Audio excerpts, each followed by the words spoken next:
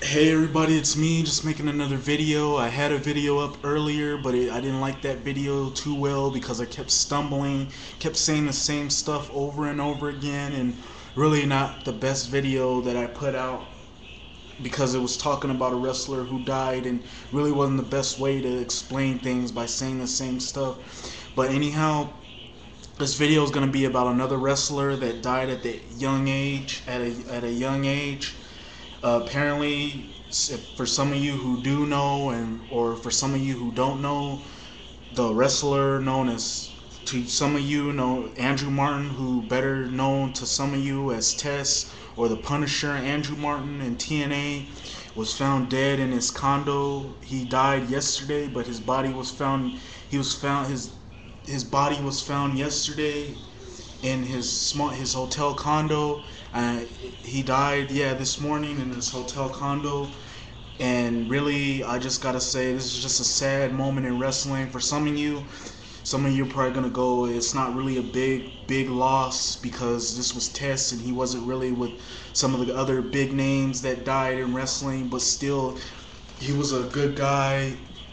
He abused his body through the later part of his career, and he had a bad attitude with management. But overall, this guy always tried in the ring in his early stages in wrestling, and he always put on good matches, and he showed some promise of having that potential to be a main eventer someday. But it just never came through as in his later part of his career from '06 to '07, he just started abusing his body, and it's a shame to see a guy his age, where he was 33 and he was supposed to turn 34 next week. It's a shame to see a guy at a young age like that die, and I just hope that we don't have to see anything like this again, because we already seen this before from many other young wrestlers in the independent scene. And then of course you've seen many other instances where you saw the situation happen with Chris Benoit, which was a sad moment in wrestling. Then the situation with Eddie Guerrero, which was even more sad. I mean, it was hard for me to ever watch wrestling after seeing what happened to Eddie Guerrero, because he was such a good wrestler and he entertained me, and he always made me laugh, he always made me cry, always made me hate him.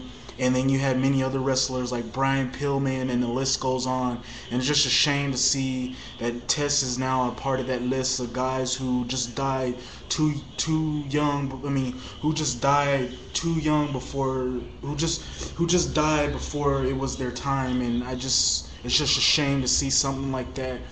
So yeah, just a shame to see a wrestler like Tess at a young age die how he died. And they really haven't confirmed what was it that killed him, but I'm pretty sure it might have had something to do with the steroids, or it might have something to do with like a drug or a drug overdose or something like that. But either way, just a sad day in wrestling when you see someone die of those kind of causes. But you can't forget that the man did have a good wrestling career when he was in the WWE. I mean, he started off as a bodyguard, as a bodyguard for the corporation, in that bodyguard type of gimmick, where he was the bodyguard for the corporation. He had a couple good matches with the New Age Outlaws, well, in single matches, and then of course in tag team matches with the members of DX. He used to team frequently with Kane, and then he teamed frequently with The Rock, and he was having a good push. Then his next push came right after the corporation, where he left the corporation and joined the union, and had some good. He had a feud with the Big Boss Man, the Acolytes, and many other guys in the corporation, and he had a really good feud there. And then he showed even more promise that he was going to get elevated even more. And then he had his biggest feud or biggest match to date, where he was dating Stephanie. And of course there was a storyline with Shane McMahon being jealous of Tess for dating Stephanie McMahon. So the two had a matchup at SummerSlam 2000, where it was a really good matchup between the two. Shane McMahon came in, he came in and brought something to the table in this matchup. And then Tess brought his A game in this matchup, and he was starting to show some potential in the WWF, that he was gonna actually go some places in the WWF. And then he was involved in the storyline. After that, he was involved in the storyline with him getting married to Stephanie McMahon, and then of course Triple H interrupting and showing the video footage of him marrying Stephanie McMahon. And then of course Test and Triple H would feud for a little bit, but that would be one of the Test's highlight career, as he was feuding with Triple H over getting revenge for Stephanie stabbing him in the back. He then went on to form the team TNA with Albert, where those two would have a good successful tag team run, where Albert and Trish Stratus, those two would have a good successful tag team run where they would feud with teams like Head Cheese, with Steve Blackman and Al Snow, and then they would feud with the Hardy Boys, and then the Dudley Boys, and then Edge and Christian at some point. But overall, this was just a good tag team, and they got me interested in the tag team division because they were so mean and so nasty. And then of course you had Trish Stratus, who added more into this team and made this team even more dangerous. He then went on to, after that, he went on and floated a bit more on the WWE. In the WWE in 2000, then he wound up winning the European title from William Regal in a very short matchup. He then went on to face Eddie Guerrero at WrestleMania 17, and what I consider to be a really good matchup between the two, because these two worked hard and it was just a fun little matchup at WrestleMania 17. Of course, there was some botch spots, but still didn't hurt the fact that this was a pretty good matchup.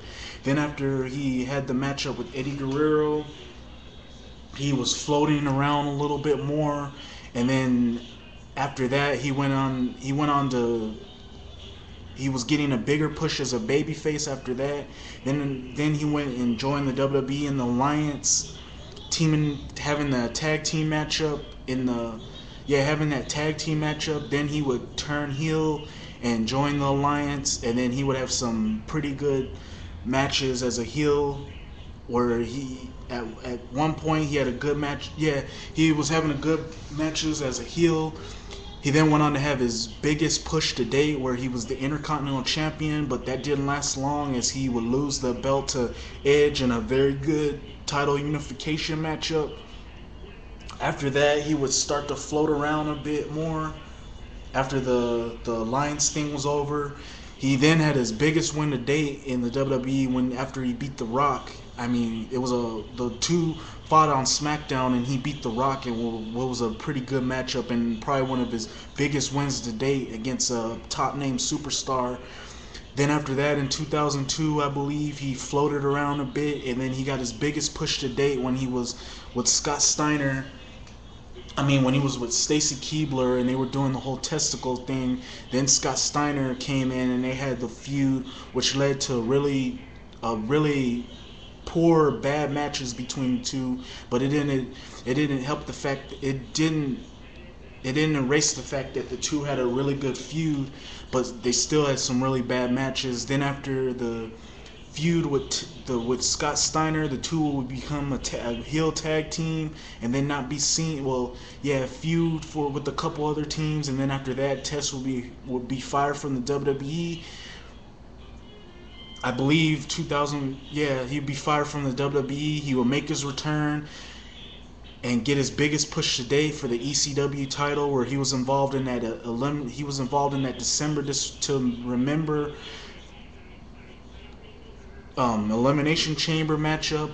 And then he would get pushed even more, feuding with Bobby Lashley, RVD, and Hardcore Holly. Then after that, he got caught with steroids. The WWE released him, went to TNA, had a short stint, and his last pay-per-view matchup was against, I don't even remember who, but it was at Hard Justice, probably one of the worst pay-per-views in 2007. But overall, and then after that, he went on to work the independent shows. But overall, Test Andrew Martin, you will be missed. You had a good career in the WWE. You had a good career in wrestling.